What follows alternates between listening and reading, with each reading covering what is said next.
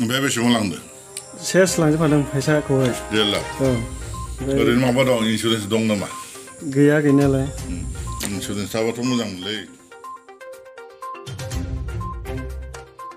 जुब जुब अखा हानायनि सुबिदा लानानै सिखाव खालामबाय न'नि धोनखौ लांदां।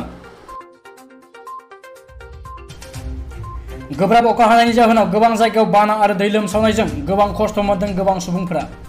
दिनै गसाइगाव महकुमानि सिङाव थानाय साबखाता आउटपस्टनि सिङाव थानाय मागथाइगाव गामियाव मोनसे जाथाया ओनसोलाव सोमोनांहोदों।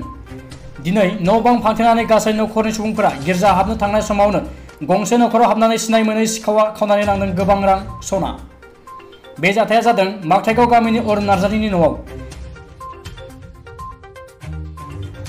दिनै रबिबारखाय नखरनि साफ्रोमबो सोद्रोमाफोरा गिर्जायाव थांदोंमोन, जेराव सिखावा खायदा लानानै 11 रिंगानिफ्राय 1 रिंगानि गेजेराव न'नि थाला देखावनानै आरो गद्रेजनि थाला एरख'नानै गासै 1,50,000 रां, गोदोनानि माला, खोमानि सना, मबाइल आरो ट्रेक्टरनि साबि खावनानै लांदों होननानै फोरमायदों अरुण नार्जारि बिथाङा।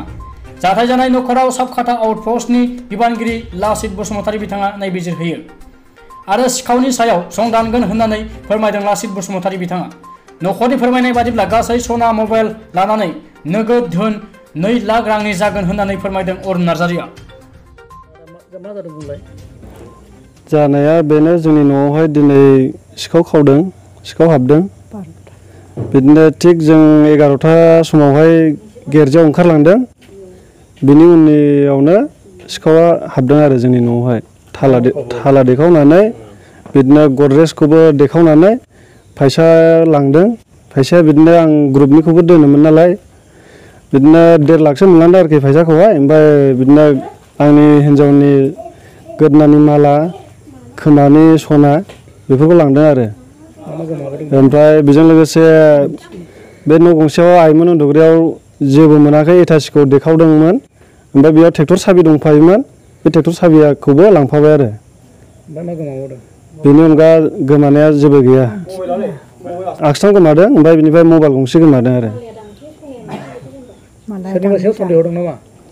सन्देहआथ' बिदिनो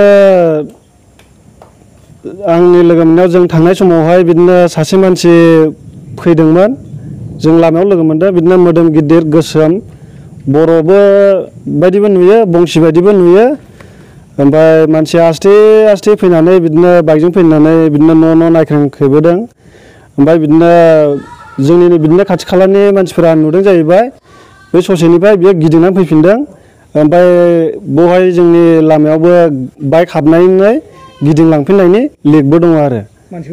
मानसिखौथ' सिनाय मोना, नुबाला सिनायगोन आरोखि, बेनोमोन होननानै हमनो हागोन आरो।